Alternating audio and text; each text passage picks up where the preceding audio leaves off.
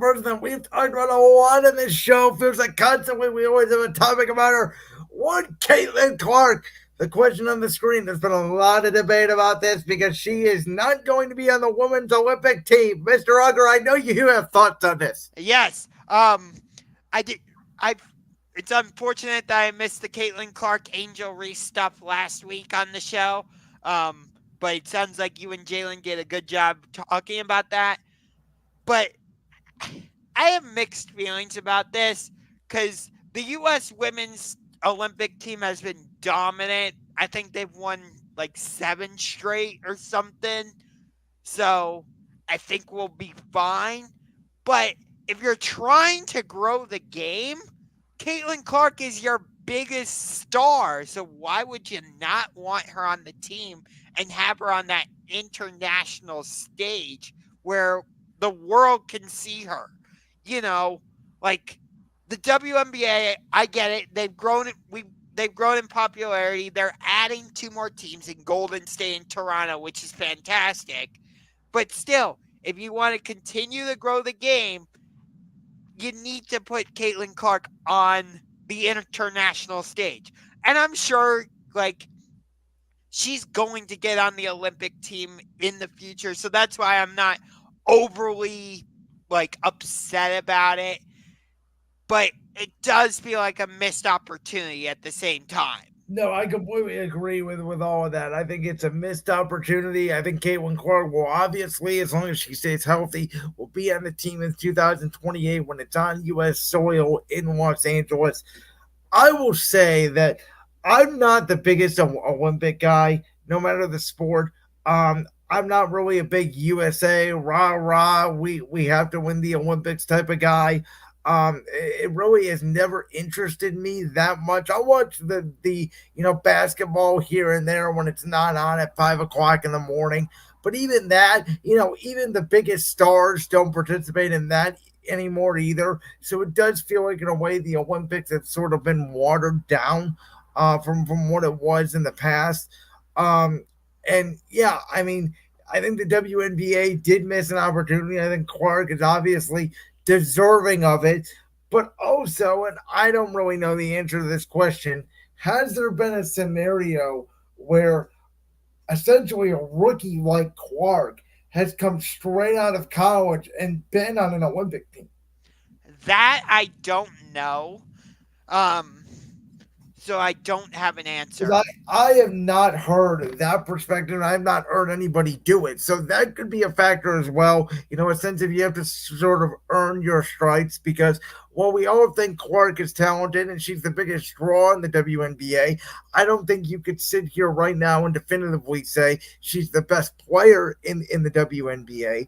I wouldn't even say right now she's the best rookie in the E- WNBA. Exactly. And so that's why I think numbers wise, you can justify her not being on the team. But I will tell you what, there will be people that would not watch the Olympics at all, like myself, that would watch because of Clark. And that's also valid. You know, I feel like it's the same way in the WNBA where if Caitlin Clark was not in the league, we would not be getting 2 more teams in Golden State and Toronto. We would not have charter flights and all this. Caitlin Clark, if you think about it, she's essentially like what LeBron was as a rookie for the NBA. I feel like when LeBron came, Even further, I think her and I give Angel Reese a little bit of credit, and I said this last week because I think Angel has been somewhat of a villain to Caitlin. I think them two combined, and more Clark than Reese, obviously, because of the star power and popularity. But I think this is the WNBA's Larry Bird, Magic Johnson. sure, um, we will have to see them meet in the playoffs a couple times at least for it to reach that level. But I can understand what you're saying with that. But again, like Magic Johnson, Larry Bird, they were battling each other constantly in the NBA Finals with the They likes. were, but they got the NBA on television when it was on tape delay. Kaylin Clark is getting the WNBA all of these things. And let's face it, even though LeBron has been great, ever since Michael Jordan left in 98, some NBA fans have never returned. Oh, I I don't disagree with anything you just said. Um, so yeah, like Caitlin Clark has obviously been the golden egg or whatever phrase you want to use there, the golden girl. That's a better phrase. For the WNBA.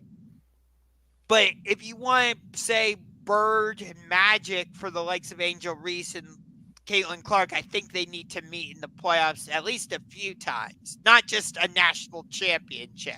I think when we all took a step back, because when I think we all heard it, we all went, "What? What do you mean she's not on the Olympic team?" But I think when we all take a step back and we realize, like, it's gonna be okay. It's not the end of the world. Yes, you missed an opportunity, but you know what will help Clark in the long run is when her team gets better, when she gets better and she starts winning games. That Yes, will make the 2028 Olympics, which will be on U.S. soil again in Los Angeles.